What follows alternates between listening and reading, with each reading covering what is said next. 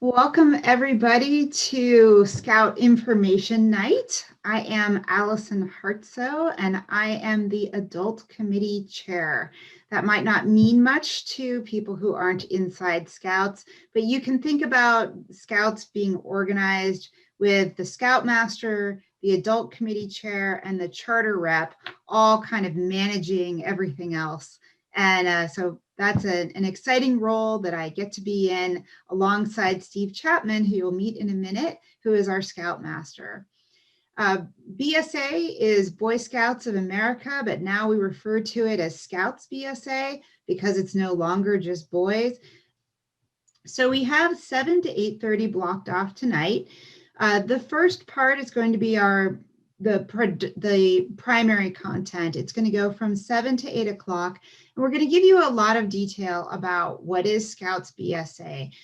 Scoutmaster Steve Chapman will be taking you through that definition. He'll give you a lot of background, and then we'll do a little bit of hearing from Scouts and parents. Many people are very passionate about this program, have spent a lot of time with the program, and these folks can also give you some context that you might not know to ask. Then we'll cover what's expected if you join, our upcoming activities calendar, a little bit about what's next, and go into how to join if you're so inclined. Our last 30 minutes will be a lot of Q&A, a lot of support. So if you decide right then that you want to fill out the applications, we're here to help you and answer any questions along the way. Thanks everyone for joining tonight. Now I'll pass it over to Steve Chapman, our Scoutmaster, to take it from here. Hi, thanks for coming. I've been in the troop 9 years exactly now. I happen to have a 5th grade boy who was actually my grandson, and we moved from the Atlanta area 9 years ago. He was a kid that didn't really want to participate in many sports, didn't join a lot, but the one thing he loved was Cub Scouts. Our troop is 32 to 35 boys, and that's been interesting. It's been larger in the past. We have an infrastructure for somewhat more boys and girls, and hopefully that'll evolve in the future. We would have been growing this year, but for COVID, I think. And we got a lot of new kids last year. When I got to 432, there were several things that I liked. One was that we are very flexible. Now that turned out to be what we'll call boy-led, and we'll talk more about that in a minute. But the boys were, it would look like it was a little crazier, but it was actually the older boys trying to lead the younger boys. And the second thing was that it was the only troop we interviewed with that had women involved. And I thought that was kind of cool. And so we've got that history now. Now we can have girls, but women have been welcome, which was not the same. Is not necessarily true. It probably is now, but it wasn't then 9 years ago. I was a Boy Scout basically during junior high. I quit. I was also a very active athlete, and I quit Boy Scouts because my troop did the same things every year. And so by the time I got to 8th grade, I'd been to we literally had the same campsite at summer camp every year. And if it was October, this is what we did. And even we had the same meals. And so it was just too repetitious. And I quit, and I was looking and that was one of the things that was very high on my agenda when I was looking around is what's the variety of activities? My kid's not going to like everything. Nobody is. There's things you like more than others.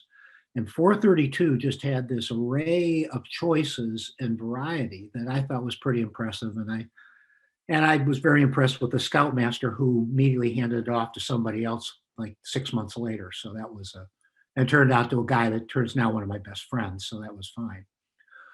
What we do in 432 is, I think the first item is the first item, safety. We always being safe about what we do, but within that, other than that, giving the boys as much range to do what they want within whatever task we're trying to do. The second thing is fun. Kids come back. Kids in the generation they're in, have very, very regimented lives. And of course, COVID's made it worse in many ways. But if you're on a team, everything's structured, school's structured, everybody, there's just all these expectations to them. I once had a boy, we got lost hiking one day, and he goes, "Boy, this is what Scouts is. This is the one thing in my life where it doesn't have to be super organized with adults telling me what to do." And I thought, perfect. And because they have plenty of opportunities to be regimented and expected to perform at the highest levels all the time. And what keeps kids going within the troop is they enjoy it. My orientation is not, I mean, I certainly encourage kids to be Eagle Scouts. That is not the object of Scouts. The object really is to build character, and you do it over a long period of time. One of the nice things about being an adult in a Scout troop is that in many cases, we're the most influential adults in a kid's life while they're an adolescent outside of their parents. Their teachers see them for a year. Their coaches see them for a season. Those are great snapshots, but that's very different. I had when a boy is ready for a new rank, he has to meet with me in what's called a Scoutmaster Conference, which really functions like the closest thing to it is a performance review. How do you like Scouts? This boy, and today at 4:15, I met with a boy on Zoom. And in the last 2 years, he's transformed. And all of a sudden, he was telling me today, he's a 9th grader, about all of a sudden he realizes everything, the things that Scouts can do for him going forward. And this was a kid that was ducking work and, oh, do I have to? And what are my buddies doing 2 years ago? I was stunned. And that to see that development in a boy is really gratifying. And that's what gets me going. It to me is what character building is. I think they also learn a lot of project management. Getting to Eagle, if they're steady, will certainly help them along the way. But the idea is to give them an experience they can't get anywhere else in their lives. And one of my favorite phrases I'll use a lot if kid gets involved is, we're getting the kid out of Lake Oswego. We're getting him away from the screens and out of Lake Oswego. So Steve, a lot of people ask, is Scouts BSA a religious group? What would you say to that? The majority of troops are sponsored by churches, as are we. But no, there is no, generally not a religious affiliation. Most of the boys in our troop are unchurched. Several of them do go to the church that we meet at. We meet at a Presbyterian church. We have a number of Catholic kids.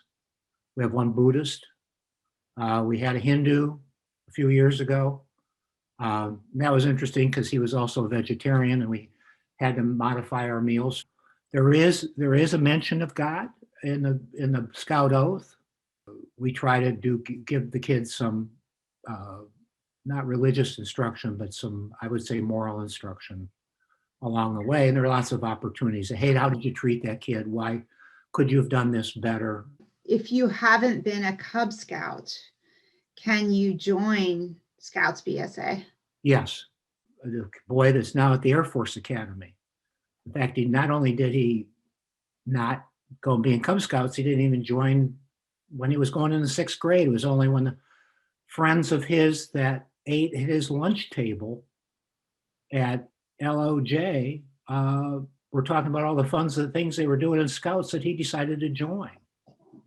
And one of my high points of being a Scoutmaster was I got a call last summer from him at 8 o'clock in the morning. I was sitting there pouring my cereal. And he was calling me to thank me and all the adults in the troop for all the things we'd done for him, as he was literally an hour away from entering the Air Force Academy. And he knew he was facing a challenge, and he felt that he was prepared for it because he'd been in Scouts. Mm-hmm. So he joined in the 7th grade and was a great Scout. Um, who else can join Scouts BSA? Everybody. I personally have an autistic son, pretty high functioning.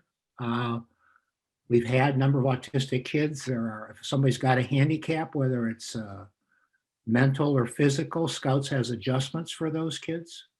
Gender identity isn't an issue anymore. It was a number of years ago. If a family wants to be part of Scouts and the kid's the right age, they're welcome. If you've been in Cub Scouts, it's definitely parent-led, and it's organized that way that you go through the experience. Generally one parent and the child go through that, and you advance whether you've met any of the requirements or not. And if a kid is new and he joins in the 4th grade, he just goes into whatever the 4th grade level is. I've long ago forgotten what the titles are, bear, wolf, that stuff. Probably Weebelos. Yeah. And so it's, what do they call it in school where you automatically advance? It's like social promotion. Mhm. Scouts works a little bit differently. You progress as you earn ranks. Generally speaking, in the early years, we have a set of requirements for each level, and the older boys test and sign off for the younger boys, generally not an adult. Adult can do it. Sometimes it's appropriate, but as much as possible, we try to have the younger boys work with the older boys. And the idea is it's a perpetual process where the young kid comes in, he's developed by the older boys, he becomes an older boy, and he starts helping the younger boys. That's what we mean by scout led. Now there's plenty of adult oversight watching that, because you got to coach people into scout led. That's a different thing that happens to them in the rest of society. They have a question in the rest of society, they go find an adult. Here they come to an adult. If they come to me, I go, hey, ask Quinn. Quinn is one of the boys who'll speak tonight, still in a troop. Go talk to Quinn. Oh, and so the first time they talk to Quinn, they don't know him. Well, about the 3rd or 4th time, they realize he's as goofy as they are. He's just a bigger. And so the idea is to build the relationships, the community, the teamwork among the boys. So rank advancement, like I said, a boy meets the requirements of a kid meets the requirements for a specific level. He then has to ask me for a Scoutmaster conference. I have it or I delegate it. I know Khalil, who's on here, has done a bunch of these in the past. He and I happen to join the same time, and we're lifers. Our kids are long gone and we're still here. Yeah, parents can't sign off on their own kid's requirement. One of the things I like to encourage is when your kid's here, I want you to be an adult to somebody else's kid. We'll get other people to work with your kid. Part of the issue, you also want these boys used to dealing with adults that they aren't as familiar with. Now, over the years, they become very familiar, and you'll see this with the boys that'll speak a little bit later in the evening, as you really can't tell what the lines of authority are. But we really like the parents to let the boys interact with the other boys rather than being coached and helped and protected by their parents. And we'll make sure they're safe, but we really want them to interact with the other older scouts when they can. And what you'll hear from Andreas, one of the boy speakers, a young man now, tonight, is how boys themselves, if they have an interest, can change. They can add that interest to the troop. That we are not rigid about what we do. If everybody wants to go canoeing on the Willamette, something we did. Yeah, it did about 2 months into COVID, because we could social distance. We did it. It was great. Given what the rest of our lives were like, we were so happy to spend a day on the Willamette. And if somebody wants to backpack, then they can be the kid that's in charge of backpacking. As this triangle indicates, we're always emphasizing leadership among, obviously the older boys are going to be more advanced on leadership. They're helping with advancement, and all of this is done in the outdoors. Again, it's something different than what their daily life in Lake Oswego is like. We love the outings. We love dealing with these kids. it's just something I've chosen to do in my retirement because I just like the people in scouting. I just find that it's just a very positive, helping, unself-centered group. Andreas is a fellow who I think became an Eagle Scout, did a terrific Eagle Scout project. Really, we actually put a camp out around Andreas's Eagle Scout project. He had an idea that fit, and we went and had a camp out around his Eagle project. We've done that several times. But Andreas, I want you to talk about your background and just kind of your history in the troop, really. Yeah, for sure. Awesome. Well, first of all, thank you, Mr. Chapman, and Allison, for putting this on tonight. It's really great to have this opportunity to come back and see everyone and sort of talk to some folks who might be considering sending their kids off to the Scouts. So, like Mr. Chapman said, my name is Andreas. I'm a junior studying geospatial science and geography at Oregon State University. I got my Eagle in September of 2016. I graduated from Lake Ridge High School 2 years later. And originally, I came into the troop from Pack 203 because I was in Cub Scouts. And I really wanted to go to Troop 127 because that's where all my friends were going. And as an 11-year-old, that's the only thing that was on my mind is where are all my buddies going to go? And my parents decided that 432 was going to be a better fit for me because unlike a lot of the other troops in the area, they saw that 432 had this sort of scout-led philosophy that a lot of other troops weren't as willing to sort of dive into.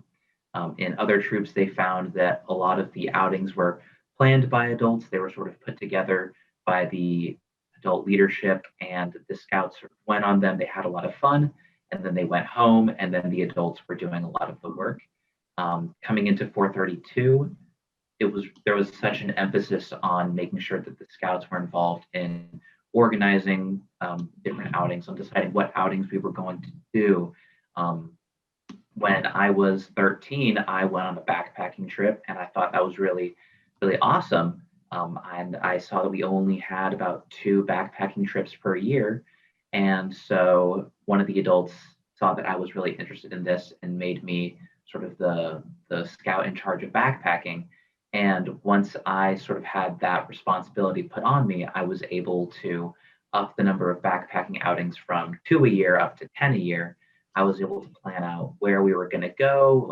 I sort of put this program together, putting together gear lists, shakedowns, trying to figure out how to market these outings to the rest of the troop, how to get other people to want to go out and be in nature and away from showers and their phones, and convincing people to do that. A bunch of middle schoolers to go out into the woods and be away from Reddit for a couple of days is kind of hard, but I got myself to do that with this wonderful support of all of the adults that were there with me in the troop. My parents saw that that was something that this troop was sort of able to do. They put a big emphasis on giving scouts the agency to decide what their leadership roles will be and how far they want to take their roles. And for that reason, they decided that 432 was going to be a better fit for me. Or that was one of the reasons. Another reason was that, like Mr. Chapman talked about earlier, the sheer variety of outings offered in this troop is really incredible. When I was coming in, we were going rafting on the Deschutes River. We had a bike outing up to the San Juan Islands every year.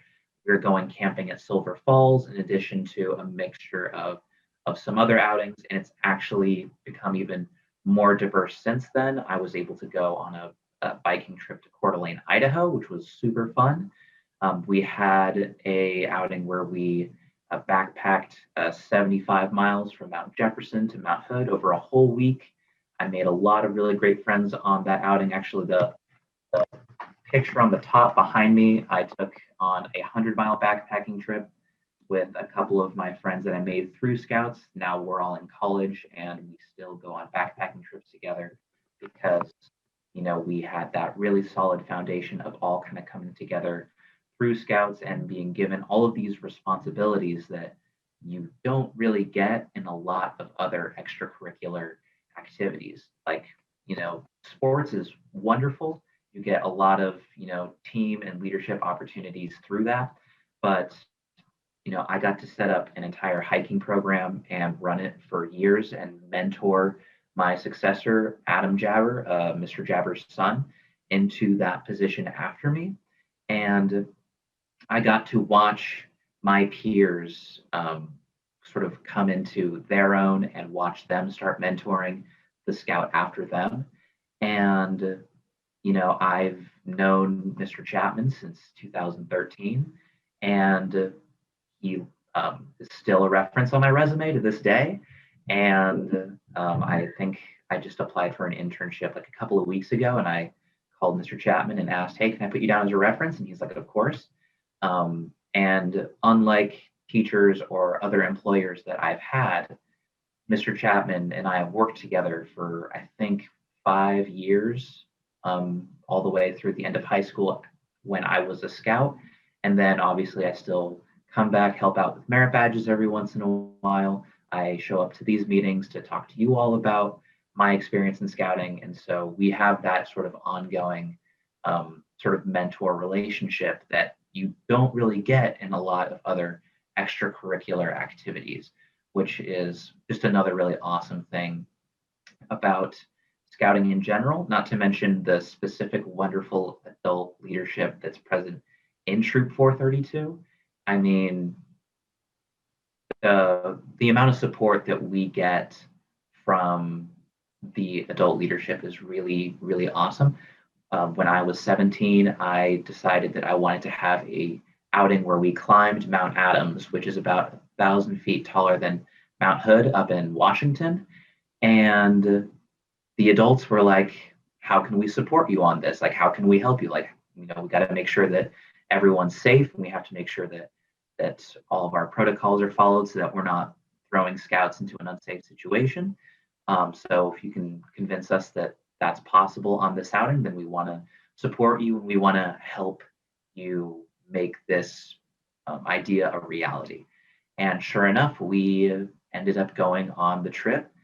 We had sort of some hiccups along the way, and due to wildfire smoke and some health things that ended up happening, we ended up not being able to summit, but we still got to go on that trip, and everyone made it home safe. And we, as soon as things got to the point where we weren't super sure if proceeding was a good idea, then we all sat down. We had a conversation where the scouts were like, "Do we think this is a good idea?" And the adults were very tuned into that conversation. And once we all agreed that, going back and turning back was the safest thing to do, the adults were like, "Perfect. That's exactly what we love to hear from our scouts, is responsible decision making on how to make sure everyone's having fun and staying safe." And as soon as the scouts said the best thing is to turn back, the adults were like, "We totally agree. That's exactly what we were hoping you would say." And we all went back to the cars and made it safely home. So just the freedoms that you get to explore your interests through scouts, the leadership opportunities that you have, the really awesome adults that we have here in the troop, the number of outings that are offered, all of that combined to make scouting specifically in Troop 432 a really, really incredible experience. I think this was, one of the most important things that I did, coming into as I got to the end of high school. My Eagle Scout has come up in every single job interview that I've had, and I'm 21, so scouting was, good ways back for me. But when they ask me about, what's your experience as a leader, as someone who is good in working with teams or organizing people, I always say, well, I got my start in Troop 432, working in the hiking program and mentoring other scouts. And that served as a great jumping off point for me into other job opportunities now that I'm here at Oregon State. So it's just all around a really, really incredible experience. I'm very fortunate to have been able to find Troop 432 when I was 11, and having my parents, say this is what's going to be good for you, and me being kind of pouty about it for a couple of months before realizing that it was a really good call. And when I got my Eagle Scout when I was a junior in high school, I thanked my parents, and I was like, I'm really glad that you made me do Scouts and asked me to go into Troop 432 instead of some other troop that I'm sure would have been wonderful, but the experience is so unique here, and I really hope that you guys take this opportunity to consider sharing that with any kids that you might have that are considering coming into the troop. Thank you, Andrea. That is wonderful. What a great story. Steve, do you have any follow-ups for Andreas, or shall we go to Quinn? I was thinking about it. I was trying to think how much time we've spent together over the last 7 or 8 years, Andreas, because I've been on almost all these long hikes. But it's one of the points is, particularly if you do the backpacking program, Andreas and I, and Khalil probably even more. I mean, hundreds and hundreds of hours being together. Because a 6-day trip is what, 120, 25 hours, depending upon how, plus the car ride, So, in fact, one of the fun things to be an involved parent is to drive to and from outings and just be real quiet and listen to the conversation, because it's pretty funny. And Andreas, I have a question though. How did Scouts affect your choice of majors in college? My choice of major as a college, well, I know a lot of people coming into university really want to jump into, whatever is really interesting to them at the time or what they think will make them money or something like that. And I was really, really, I was undeclared for the first 6 months because I really wanted to make the best decision that was right for me. And I wanted to really make sure that I wasn't just jumping into something because I thought that, in that moment, it was something that was interesting or something that, would make me money in the future. I really wanted to deliberate, what do I want now? What do I think will be best for me later? How can I continue with this legacy of being, trustworthy, loyal, helpful, friendly, etc., into my adult life? And because of that, I ended up settling with my current major, geospatial science and geography, because I realized that it helped me in that field. I can continue to work outside and do things outside like I love to do, and I did through Scouts for many years. But I can also have a good paying professional job in that same career using or taking advantage of a lot of the organizational and leadership skills that I got through Scouts. So, that very deliberate decision making, really making sure that I'm doing what's best for me, and just keeping my options open. All of those things really came from scouting. And plus, I'm working right now. I'm still actually in my work shirt. I work at the Outdoor Recreation Center on campus, and I got that job basically because of scouting. I told them about, all the time that I spent giving gear recommendations and planning outings, and they were like, basically what I do now is a lot of the same things I did in the troop, but I'm getting paid for it, which is really great. So yeah, it's definitely played a huge role all the way up to right now in how I've been moving forward in my college career. Thank you, Andreas.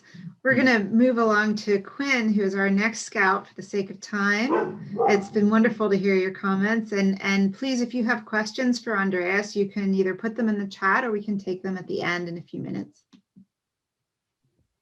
Yeah, I'll try and make this a little concise because I know we're running a little short on time. So as Ms. Hartso said, yeah, my name is Quinn Edgar. I first joined Scouts when I was in 6th grade. I think I had just graduated from Cub Scouts Pack 469, and I really wasn't sure what to expect. I thought it might be a lot like Cub Scouts, of course, just with different adult leaders. But as I soon found out, this was absolutely not the case. At least for me, being in BSA was definitely a change from Cub Scouts. Scouts, especially Troop 432, is really a place to build your independence and leadership, and all while having a really great time. My first year at Troop 432, I was blown away by the volume of just incredible outings, backpacks, service projects, and even more than that. I got to go river rafting, hike mountains, snow cave for the first time, and there was even a scuba outing. Troop 432 doesn't really sacrifice any part of the Scouts journey, and instead really instills Scouts with experiences that, go on to shape leadership skills. I know for me, I've learned how to lead outings, coordinate with people, and even send a proper email, which has been monumentally helpful in my life. I've learned things that I would have never expected to really learn through a scouting program. I've been in charge of troop fundraising for the past 2 years, I believe. And before that, I believe it was service projects. And I've learned a lot about budgeting and finance just through that alone. Mr. Chapman also mentioned this a bit, but I've got to say the process of ranking up has really readied me for discussions about jobs, unlike anything else. Through Scoutmaster conferences or boards of advancement, I've learned a lot about how to be interviewed and just how to have a conversation with someone about that. And really through all of this, from the building of leadership and independence to the amazing plethora of outings and summer camps, I can say that without a doubt, I've had really just a great experience in Troop 432. Thank you, Quinn. Steve, do you have any follow-up questions for Quinn? I think, Quinn, what is your career path over the next year in the troop? I will be Deputy SPL pretty soon, which is the position right under SPL, which is Senior SPL? Patrol Leader. SPL, yeah, right. Yeah, SPL is Senior Patrol Leader, and it is basically the scout leader in charge of the entire troop. A lot of responsibilities, because as Mr. Chapman said, our troop is scout-led. So coordinating with the adult committee and just sort of having an oversight over all of the projects that are currently going on in the troop. So yeah, I'm going to be Deputy SPL for a period of 6 months, and then most likely SPL after that for another 6 months. Yeah, and that's one reason we asked Quinn tonight, because he would be one of the very senior leaders your child would see over the next 12 months.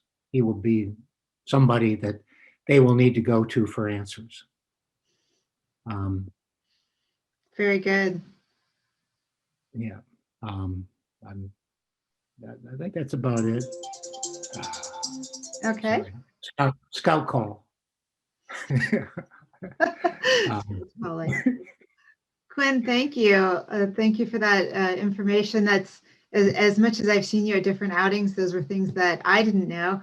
And I also want to just pass it on to Quinn's father, who had the adult committee role before I did, and someone who's been involved with the troop for so long, Bill Edgar. Hi, thanks, Allison. So Allison just wanted me to mention a few things that I've seen as I've been involved with the troop, that how it benefits boys or the troops, and it's been pretty impressive to see coming in when Quinn was just out of 5th grade, starting 6th grade, the growth that he's experienced.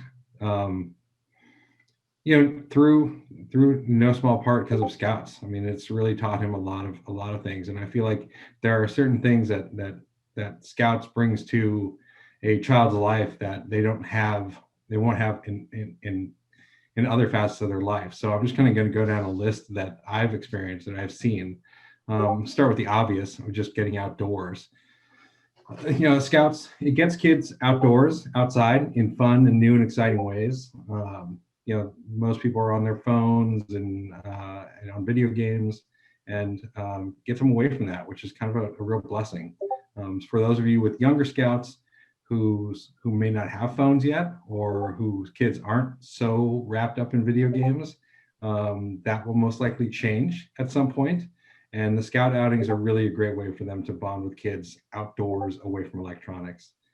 And that on that bonding experience, that another bullet point I have is friends. They will make new friendships and form strong bonds with kids, with other Scouts.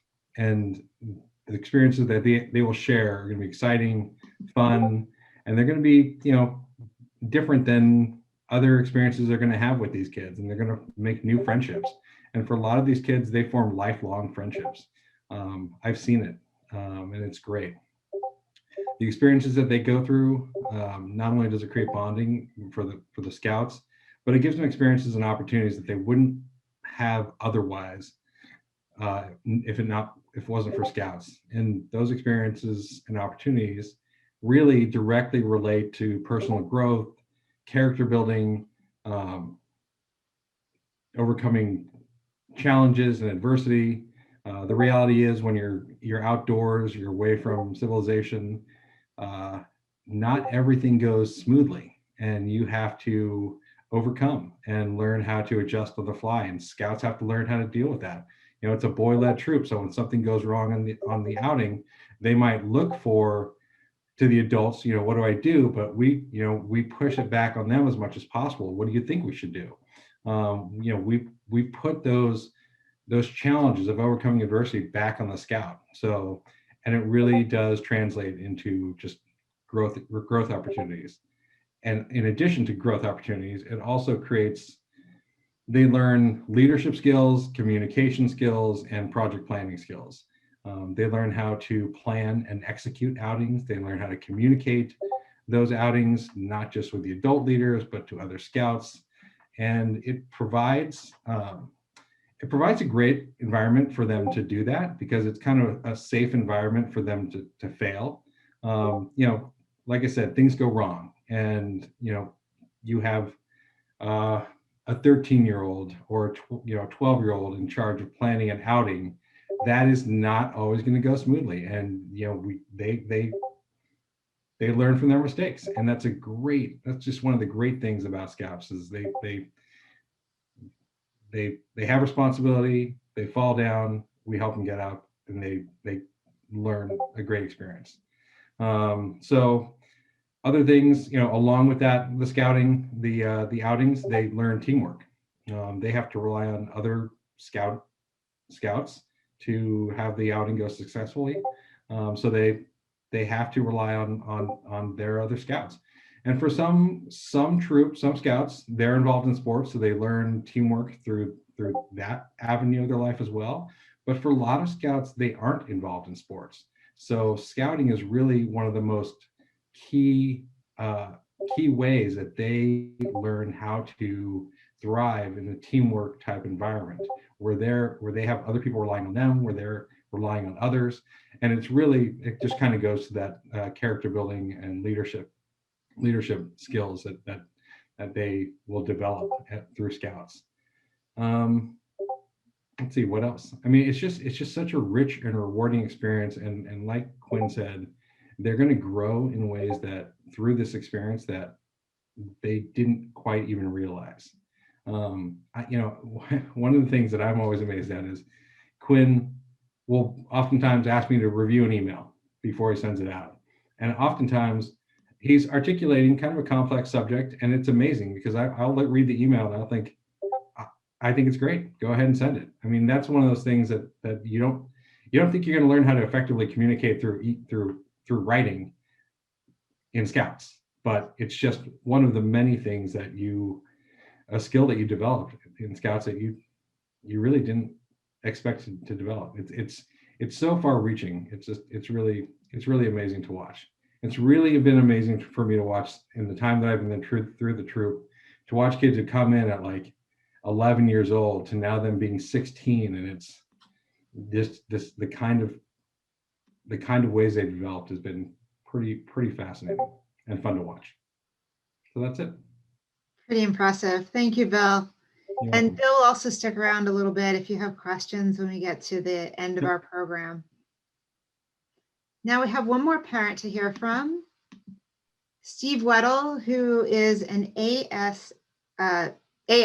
sorry, I almost said ASL, which is an assistant scout master. Steve, do you want to explain a little bit about what that role is and then your role as a parent? Yeah, sure. So assistant scout master means that I help to run the patrol. So I help with our nuclear bananas patrol. That's my son's patrol of ninth graders.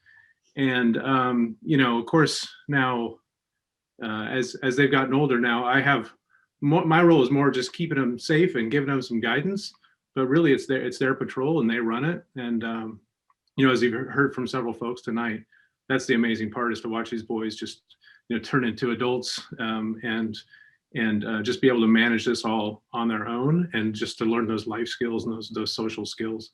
So yeah, I'm an assistant scoutmaster, and I help with our hiking and backpacking program. My son Owen is working on his Eagle, which I can't believe. Yeah, and I've been an adult leader.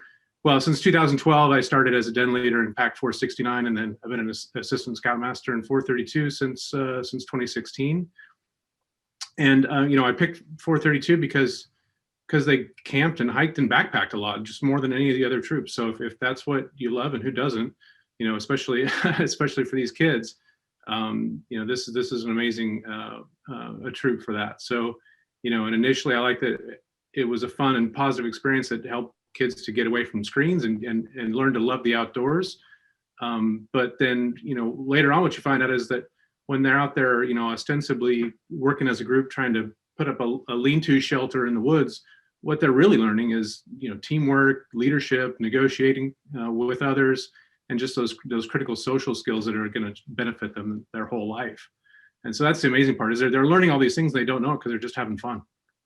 So yeah, welcome. Any questions about our backpacking and hiking programs, or anything in Scouts in general? Thank you, Steve. That's wonderful. So we have a couple more slides here. One, we're going to talk a little bit about expectations if you decide to join, what is expected of you. And then we're going to talk about the calendar, the event calendar. I'll take the expectations for parents because sometimes it's not always clear when you join a program, what is your commitment on the other side. And for the most part, we just want you to come to new member orientation. That's not the same as this meeting. That's when you actually join the troop. Then we start to give you a little more information about how everything operates, a little more insight about all those acronyms and opportunities if you decide to get more involved. And then we would like you to attend the monthly adult meetings. I run these, they are once a month. We always try to start with a little bit of something social, and then we get into the meat of the meeting. They also run 90 minutes once a month. So I prefer to do that instead of once a week. And you can see them always on the troop calendar. And finally, it's important that you're aware of how advancement works to support your scout. Where is your scout in their advancement ranking process? Because ranking and advancement is almost a natural outcome of participating in Scouts. And Steve will talk more about that on the scouting side here in a second. But as a parent, your responsibility is to look in the book, look in the back of the book and say, oh, the first rank is Scout, the second rank is Tenderfoot, and just kind of make sure that your Scout is getting things signed off. And it is their responsibility. I don't want to give you the impression that you're there to give them oversight, but it's important to just understand how things generally function. Steve, do you want to talk more about the scouting side? I'll talk about the advancement thing for a second. Is Andreas still here? Because he's a great story. Is what? Yeah, I'm still here. No, because as you know, Andreas was a terrific member of our troop. But I remember a point when he was having so much fun, he wasn't advancing. His father put the hammer down. Yeah, I remember that. And what I found as a parent is that on this last bullet point, if you learn enough about advancement and your kid goes, yeah, otherwise the kids will be kids and go, yeah, I'm doing fine. And of course they're blowing it off and doing nothing because they're kids. And Andreas was guilty of all of that. And it was great because his dad just said, hey, I forget what the punishment or the reward was, but it was pretty straightforward. And I had to do the same thing with my kid, when he was in junior high, did not miss one outing the entire 3 years. Wow. He loved Scouts. And then I realized he'd done a whole bunch, he was incomplete on all sorts of things.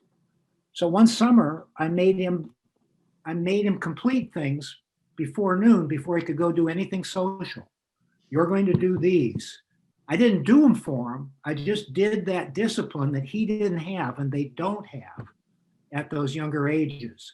And getting kids through the earlier stages is something that really helps if there's a parent just checking on them and making sure, hey, why don't you talk to Mr. Chapman or Mr. Weddle or Mr. Jabber or Mr. Edgar and get that signed off, or Andreas get it signed off. There is a management process that if you use that kind of light touch management process, your kid advancement won't become a chore and it won't become like school, which is, I'm not here to recreate school. Yeah, that's for sure. And I just remember as Andreas, he's going all these backpacks, his dad just said, when are you going to get your Eagle stuff done? That was what he did to get me to actually start doing my rank advancement, was like, I don't want you working on the hiking stuff until you finish your rank advancement stuff. So it took me one summer and I basically knocked out the entire rank of life because I wanted to do my hiking stuff. And my dad said, you can do that, but you also have to be advancing at the same time. Yeah. But you were in high school at the time, right? It was ninth or 10th grade, I think. Yeah, I was going into my sophomore year. Yeah. And so that coaching from behind and just make sure and they're not blowing you off really can make a big difference. And the system is very transparent for that. Yeah. So you can always see where they are. On the scouting side, I think we mentioned before that Quinn runs the wreath sales. And so participation in that annual fundraiser is something all the scouts do. But it's not, if you come from the Cub Scout group like I did, it's not like popcorn where you have 6 weeks of showing up at various stands. The wreath sales is a breeze compared to popcorn. Yeah. And the pricing's more reasonable. Right. And as Steve has been saying, and the other scouts have been saying, come to the outings, be active, take a leadership role, and have fun. That's really the point. I'm going to move us along to the best part, which is our events for 2021. Steve? Yes. COVID has changed how we plan. Obviously, we've all lived with this where we couldn't plan ahead during COVID. I mean, it didn't matter what you did. But generally speaking, by the middle of the fourth quarter each year, the boys have come up with a schedule for the following year. We do that so that families can plan their own vacations and time together. And we say, here are the outings, here are the dates. The boys generally pick what we do. They always pick what we do. Generally, COVID's been a bit different because an opening comes up and you jump into it when you can find it. It does look like we'll be able to start camping overnight in April. And we plan to do that. We like to camp. We have a lot of good, the troop has amassed a fair amount of equipment over the years. And as far as that goes, boys and girls are generally expected to have their own tent or use somebody else's, their own sleeping bag. But a lot of kids come into the troop and they don't, if their family hasn't done a lot of camping, they don't have all the equipment they need. We can find extra things that personally belong to somebody else. For instance, the first backpack I went on, I screwed up. I took an old sleeping bag I had, and I grabbed a pack, which turned out my wife is very petite, and the pack was for my wife, and and I looked pretty silly, and I had a heavy tent and so on. We try to prevent that from happening to people, but it does, and I had a blast and went out. I was with Khalil, who was on this call, and he's an engineer, and he'd gone out and figured out all the great stuff, so I just copied him. And the stuff's great and it still's around. But this year we've got the 23rd to 25th camp out. We're working. We just last week I got the word from the council that we could start camping overnight. The campouts are the response. Going back to boy led, each campout is a responsibility of a patrol. We'll decide as a troop what we're going to do, but then the patrols have to agree. They then agree what patrol is in charge of what outing. The patrol next month is the older boys, and they're supposed to recreate an event that usually happens around that time called Camporee, which is really aimed at the younger scouts and their development. And those guys, being who they are, I got to just push them again. Those guys are juniors and sophomores, and they're busy. Same thing. The May outing hasn't been determined because of COVID. Again, normally that is traditionally in the past, it's been an easy backpack. We like to get new scouts used to backpacking early because of the legacy Andreas has left. When I joined the troop, it was before Andreas started, running the backpack program, and I didn't even know there was one. We like to have a May one so that kids learn that that's part of scouting and what's expected of them. It's not something they find out later. We usually go off to the shoots on a very easy, relatively easy place to camp, hike in one morning, hike in, camp, come back the next day. Might make it 2 days. June 18th is going to be at Stubb Stewart Park.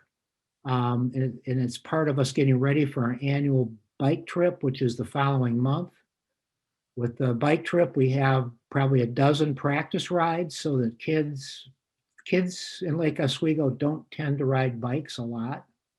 They have a Scoutmaster right now. I've been putting about 175 miles on my bike every week. So they got a guy who's crazy about biking, as is Mrs. Hartso and some others. But a lot of these kids haven't cycled much. They need to get used to it. That camp out that is right on a old rails to trails line that's flatter than a pancake and easy. And get some confident to start looking at the bike event that is a week-long bike trip. There are a couple of things that are part of our life every year. One is an annual bike trip, either Coeur d'Alene or to San Juan Islands. Personally, the San Juan Islands trip I've been on 3 times. It is my absolutely favorite outing. My favorite activity is backpacking, but my favorite outing is San Juan. Coeur d'Alene is just as nice. It's a little bit easier terrain. The boys can handle either one.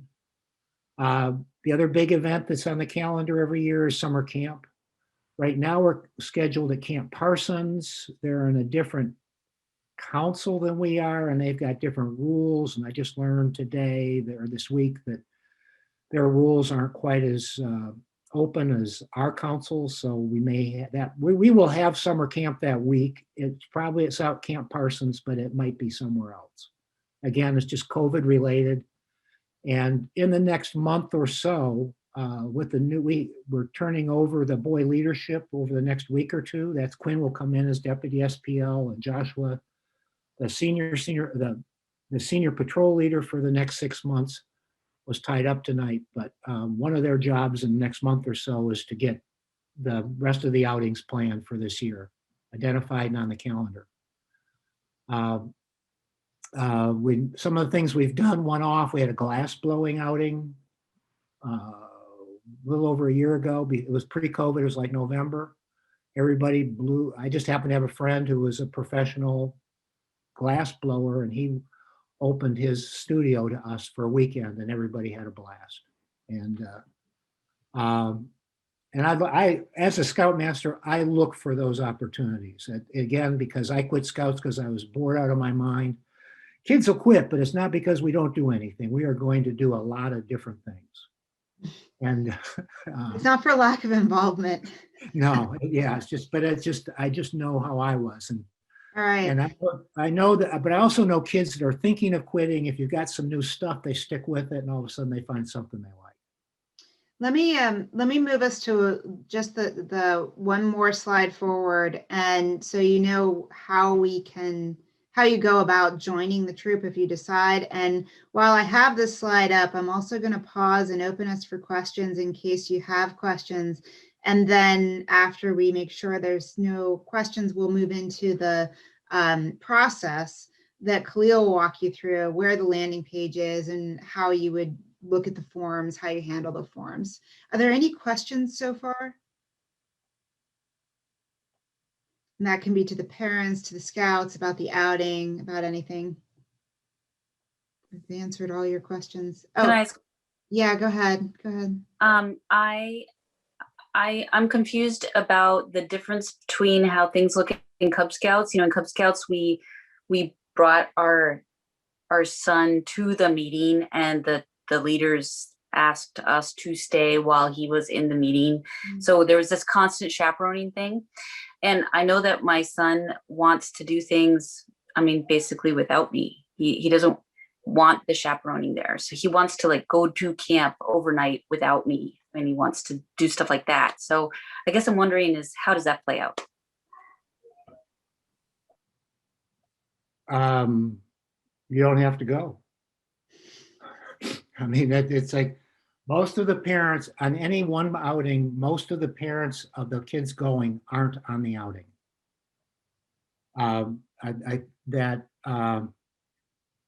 It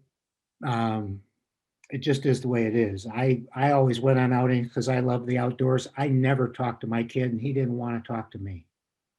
And I they're want- separate sleeping quarters too. You know, you're sleeping separate places.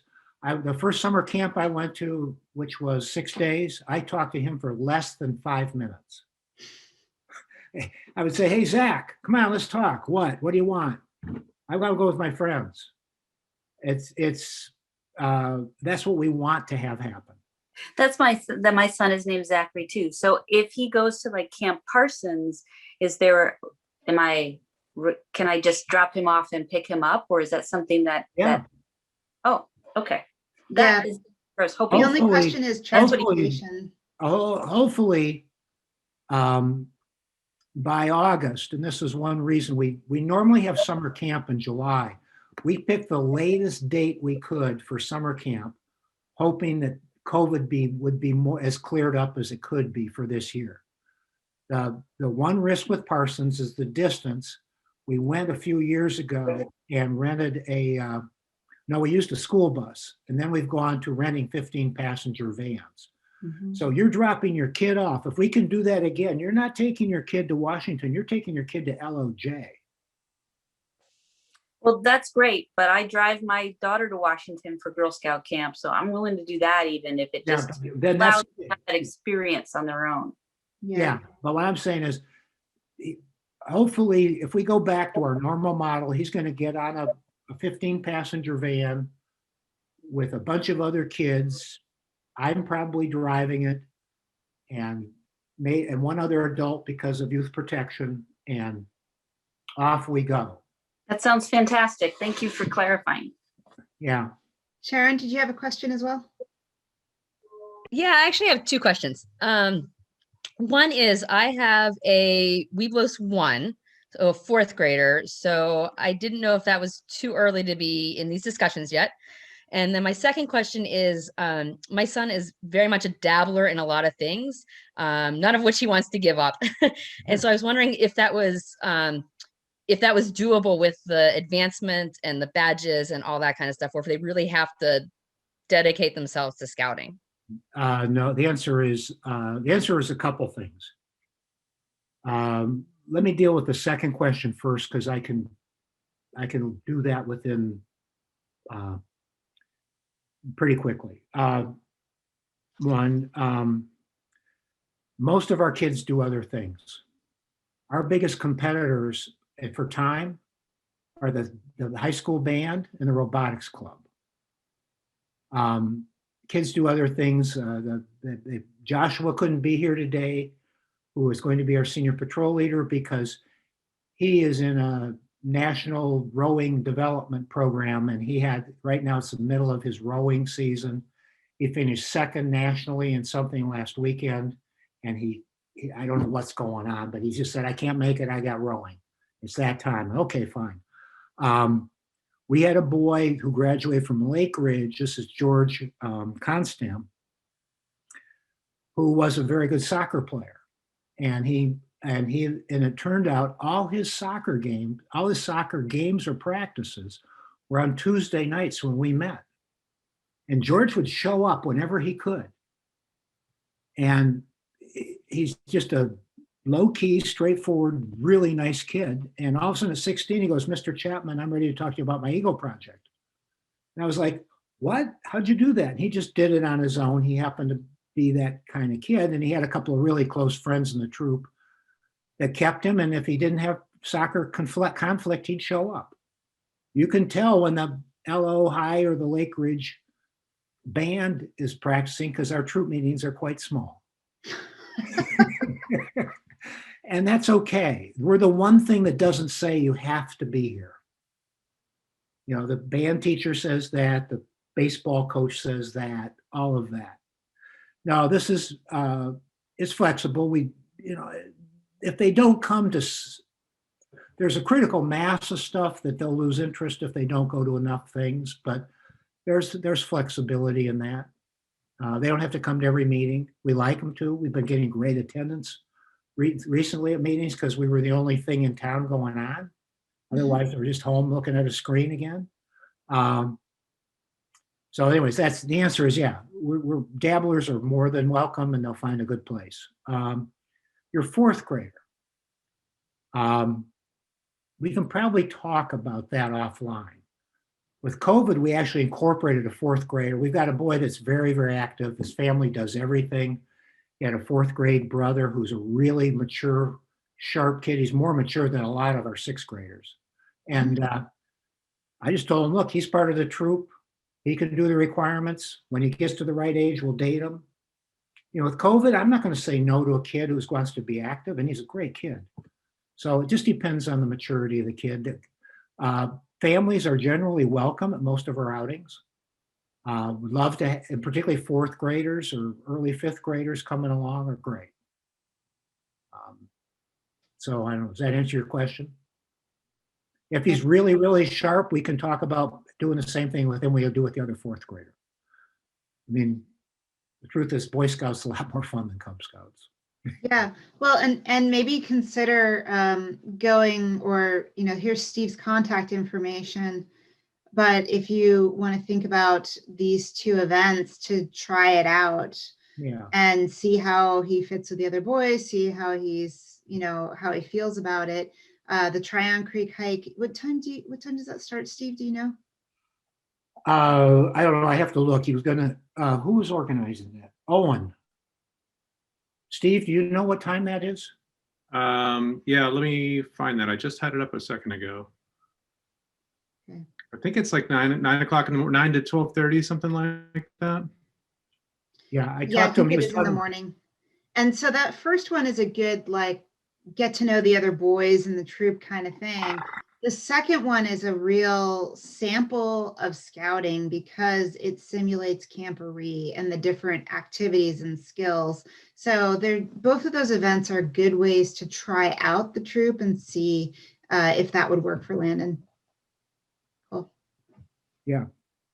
All right, Khalil, I'm going to push it over to you now to talk about the paperwork and the processes for joining. Y'all see my desktop? Mm-hmm. Awesome. So, well, you heard earlier, by the way, my name is Khalil. I've been with the troop for about 9 years. We started with Steve Chapman at about the same time. In fact, I counted, I think we've been together for more than 180 or 185 camping nights. Even we camped more than 180. So the reason I say that is because there's all the things about the boys, there's all the things about the, you know, scouting and the activities we do, but the adults are awesome. Seriously, we, you know, good relationships, great friends. We had a great time. And in fact, I look forward to go camping with Steve and the other adults. Me So, too. Me too. Sure, I love it. Seriously, I look forward to it. And my son is at Oregon State. He's an Eagle Scout. He's a second year at OSU. And like Steve said, same thing. Our boys, you know, eagled out, and we stayed. So we like it that much. We love, you know, my day job is in front of a computer like this all day, and what I look forward to go camp, backpack, cycle, hike, you name it. In fact, these photos you see here on our webpage, I took all of them. So with that, the first thing you want to know is about the web page. I think you saw on Allison's slide, this is our link, 2432lo.org. So you want to know that. It's easy. By the way, Allison, our leader here, she's a big picture thinker, and she got us thinking about how to make our life and our website and our processes a whole lot simpler, more streamlined. And one of the things we got working for us is the name of the website. It used to be this one up here. If you see in my link, TM Web, Tubemaster, whatever. It's pretty big. This is simpler. 2432.org, 2432lo.org will get you to this website. Or if you type join.2432lo.org, will get you to the join page, or you can click to it from here. You see the join button. I'll take you to the join page. So everything you need to do to join our troop is right on this page. Like I said, we're trying to make it streamlined, and also because of COVID, we want to avoid contact, obviously, and so everything by joining is contactless, completely digitized, online forms, pay online type thing, and you can do it a lot faster, a lot sooner, easier to track, and no contact. So before I start, I want to tell you about this photo, though, real quick. And the reason, you'll see that when I talk about the forms, why we need them. This photo, I took this at the Gold Rocks Wilderness up in Washington. The Gold Rocks, it's beautiful, it's awesome. If you ever go there for backpacking, as you can see here, we were backpacking for 3 days, 2 nights, and we had a great time. This is Bill. He likes to go backpacking. That's Hans, Andrew, Blake, Willie, Andreas. See that he looks kind of dusty. He looks shinier tonight. That's Matt, Andrew, Owen, Luke, Nick, that Steve mentioned. He's in the Air Force Academy. See this guy with the goofy smile? That's my son. And this is Kyle, that's Jay, and this is George that Steve mentioned. So the reason I mentioned that, I was the adult leader that weekend, and we hiked for 3 days. Awesome. We hiked up a big mountain called Old Snowy, which is adjacent to the Gold Rocks. Really big scramble. But the last thing I want to be worried about as being the leader are the forms. We have to have all the data we need, all the information we need. We have to have it. There has to be no doubt we have the right information. So that's really important. That's why I introduced this. You can't be up on the mountain hiking for 3 days, a week, or cycling for a week and not have everything you need. So that's what we need you to do your part. So with that, the first thing, the way we structured this on this website, this web page, we added a document here called Welcome to the Troop. Basically, it tells you our name, our contact, and email addresses, phone numbers. Preferably, if you want to contact us, use email. That's Steve up here. That's his direct contact. Jenny for the coordinator for the advancements. Committee chair is Allison. That's her email. Now, I'm the troop's treasurer. There's actually 2 treasurers for the troop, myself and Jane Moore. Jane handles all the outings. So when somebody goes on an outing, like we're paying for an outing, getting reimbursement, you'll see emails from her if you forgot to pay for an outing. That's Jane, that she handles all the payments and all the things going, she's a mom. We all volunteers, by the way. This is not our job. We just do this, as parents, we volunteer. Just like we want you someday, volunteer. So that's Jane. She's a mom. She's the treasurer for the outing. I'm the treasurer for all the other stuff, like annual dues, gear, and a whole lot of other stuff, like the resale. So I handle that. And there's a couple of people you might know, Michael Moore and Abby Bruce, from the coordinators with the other packs. But this is the contact. The reason we put this, if you have questions, you want to talk more about it, reach out. It's okay. And this is the link I told you about to the website. We made so So it gives you more data, basically. It tells you when our meetings are. It's held by Zoom. There's an adult meeting once a month.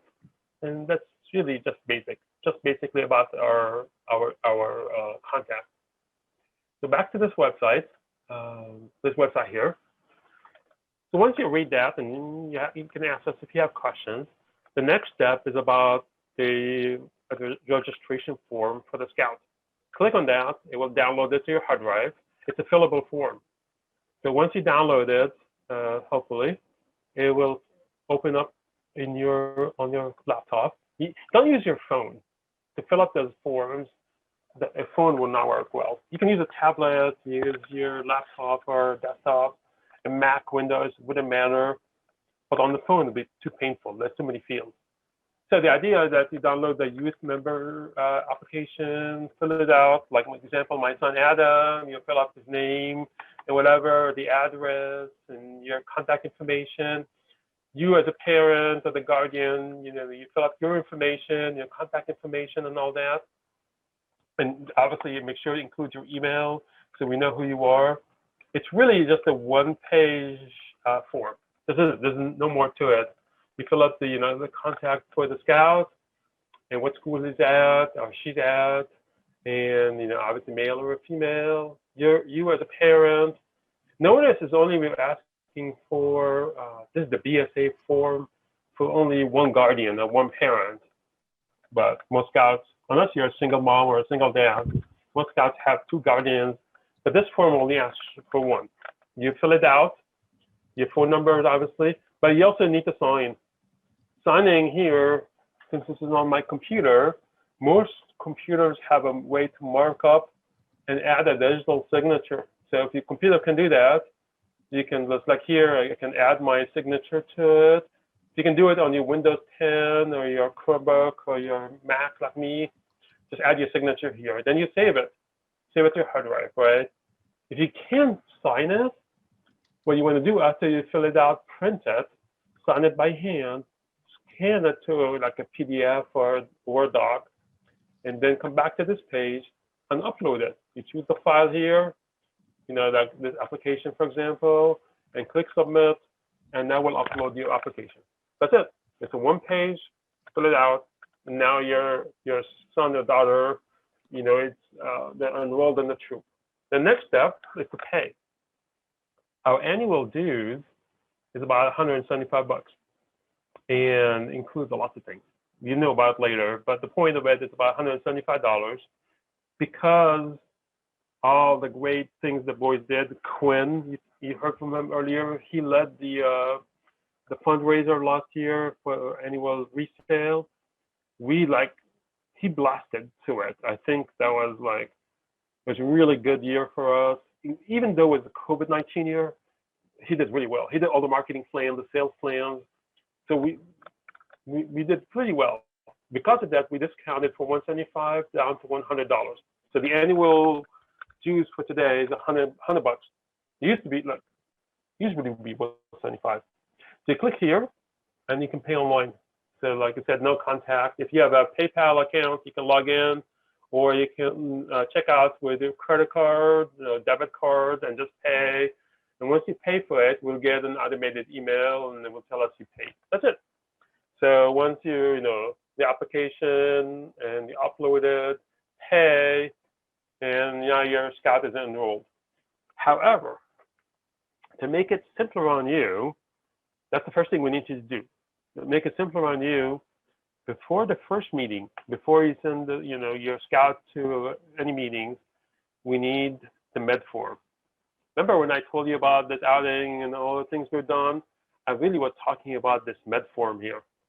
This med form gives us all the health information about your Scout, your son or daughter. We need that data. Honestly, to be honest, I'm a straightforward kind of person.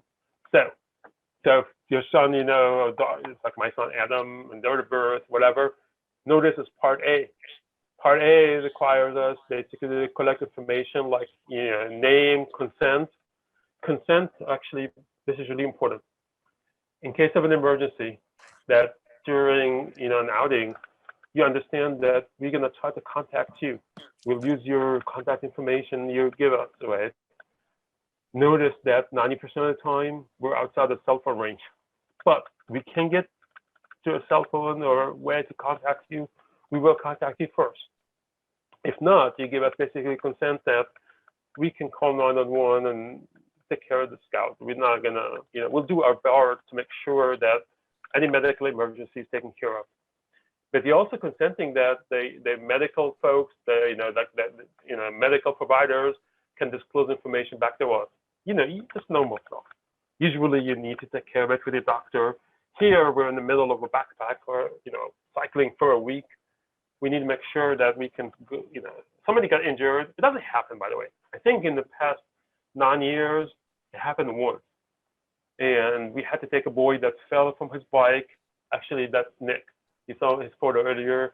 He bruised his arm. We need to make sure there's no fracture. Second day of the outing, and the guy's bruised arm is starting to swell. So we took him to the emergency room up in the San Juan Island. There was like a small health clinic. But in order to do that, we needed his med form, and they let us talk to them. The med form has your insurance card. We contacted the parents, but that information we need to have. And so that's your consenting to it. And then you give a general information like age and address and whatnot, health history. For example, we get boys, or girls now, but boys for so far, where they may have like issues with skin like rashes. Maybe my son has it. My son has an allergy to extreme cold, and he gets like hives from it. We need to know. We don't want to go on an outing and find out the scout is allergic to bees, for example, like a bee sting. We need to know that. And, I should have mentioned that. Only the adult leader on that outing has access to these forms. We don't pass them around. There's a leader, one person in charge of all the med forms. She hands that to the leader of the outing. We take a copy of those med forms in a big envelope, and assuming nothing happens, it stays there. During an emergency, we pull out the scout's med form. We handle the emergency, but we need to know if there is like a health conditions and whatnot. Also, if there's he's taking meds, if there's any food allergies, plant allergies, insect bites, taking any medications. So we have a procedure for that. But the med form is critical to it. And that's part B. Okay, so when we need to sign up with a troop, it's part A and part B. But notice at the last page is something called part C. This is not needed this week or next week. This is only for outings that are 72 hours or more, like summer camp or a week-long bike trip or a week-long backpack that Steve Weddle led us last time. So basically, anytime it's 72 hours or more, we require this part C, and part C is handled by the doctor. You cannot fill it out yourself. You print it out, this page, take it with you to the annual wellness visit, and have the doctor fill it out. And the doctor will basically like a physical. Check the kid, make sure there's nothing wrong. Check if there's any issues we need to know about, and the doctor certifies that the kid or the boy or the girl now is clear to participate. So this is normally for high adventure stuff or 72 hours or more. We require part C. Once you have that, save it. Come back to this page, then click choose file, pick the med form from your hard drive, and click submit. And that goes to us and a specific folder that we collecting those med forms. That's it. Once you have the application, you pay the med form. The last thing we need from you is additional information. This is this part here. It's like a web form, a Google form, that once you click on it, it will ask you questions like, is there a second guardian? Yes. What's the contact information? We need cell phone numbers, addresses, stuff like that. At 2:00 in the morning, if your boy is vomiting or whatever, you have to be able to get hold of you. That thing. So we need that data. And if you drive a scout with us, we need to know, if you have car insurance, what's the insurance policy number? Hopefully you have a driver's license. Things like that. We'll ask you questions like that. Just answer them. And once you have them, submit the form, and then we'll have the data. So it's kind of important. It's basic information, but it's useful. So like I said, we need the first part now, second part later. Now, the last thing I want to tell you for a few seconds, I know I'm out of time, is for adults. To do what we do, we really need adults to volunteer and do stuff with us. We all volunteers. Every adult you see here is a parent, and we all participate, put in our time to make things happen for the boys and now the girls. But to do this, we need you to have, there's a form for adults. It requires a background check, 3 references, and a bunch of information. So fill it out, and once you have it, submit, upload it here, and then submit. At the same time, create an account on scouting.org website. There's a med form for adults. This is really, really important, by the way, for adults. You don't want to know that your heart is an issue or you have like a high blood pressure or whatever. Find this out while you're riding bikes for a week.